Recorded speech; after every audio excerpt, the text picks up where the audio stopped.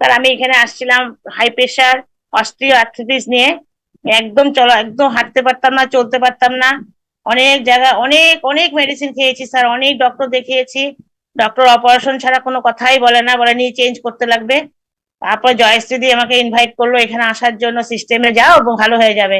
Sir আমি 3 মাসে এখন অনেক ইমপ্রুভ। এখন আমি নিজে হাত নিজে চলতে, সাপোর্ট ছাড়া চলতে পারি, উইদাউট নিকেপ ছাড়া চলতে পারি, নিচে বসে ঠাকুর পুজো করতে পারি।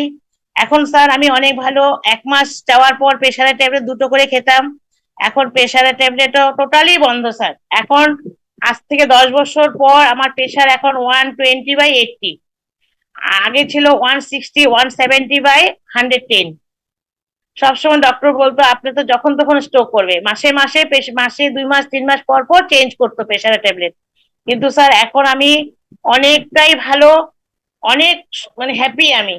এখানে এসে নিউট্রিশন নিয়ে ম্যামের আপডেট নিয়ে, ম্যামের গাইডে, ম্যামে ভীষণ গাইড করছে আমাকে, ম্যাম যখন যেটা বলছে আপডেট দিচ্ছে, যার জন্য এখন আমি অনেক ভালো স্যার, অনেক হ্যাপি আছি।